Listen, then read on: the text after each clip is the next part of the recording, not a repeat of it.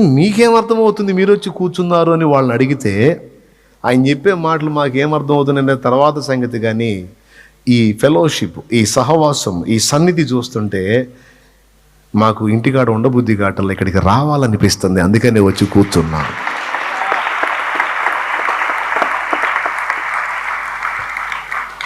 ఇది యథార్థం. ఎలా ఆ ఆకర్షణ? పరిశుద్ధాత్మ దేవుని ఆకర్షణ. అది పిలుస్తాడు ఈలగొట్టి, పరిగెత్తి వస్తారు ప్రజలు. భక్తి సింగ్ గారు పాపం మీరు చర్చికి రండి అని చెప్పడానికి కూడా పాపం వాళ్ళ భాష తెలియదే, ఇంగ్లీష్లో చెప్పాలి. అలాంటి మహనీయుడు ఎలా సాధించాడు? ఒక్కటే, ఆయన నేర్చుకుంది ఒకటే పంచ్. ఏది చెప్పండి? స్టిల్ ఇచ్చి చెప్పండి.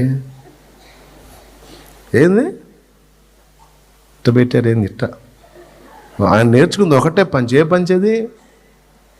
దేవుని పాదాలను ఆశ్రయించి రాత్రంతా గోజాడటం.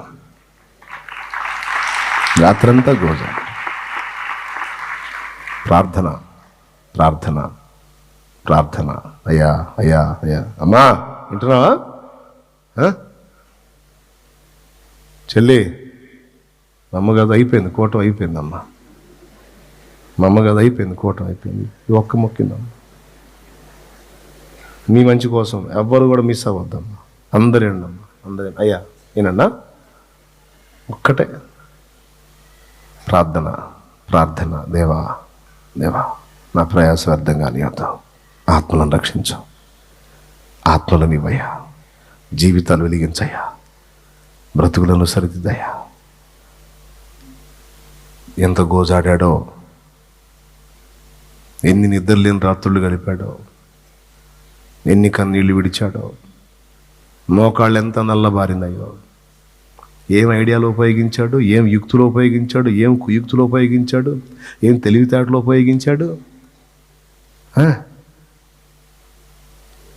జనాల్ని ఏమి మాయ చేశాడు? నిలబడ్డ వాళ్ళని పడనెట్టాడా? పో అని తోసేశాడా? నిలబడ్డోడిని పడేలా ఇంకొకటి చేయలే. ప్రార్థన చేశాడు, దేవుడు ఆత్మల్ని ఇచ్చాడు. ఆయన వెళ్ళిపోయి సంవత్సరాలు అయిపోయింది, ఆయన పని సాగుతూనే ఉంది. అనేక మంది ఆ పరిచర్యను నడిపిస్తూనే ఉన్నారు. సహోదరులు భక్త సింగ్ గారు ఏర్పరిచిన హెబ్రోన్ పరిచర్య నడుస్తూనే ఉంది.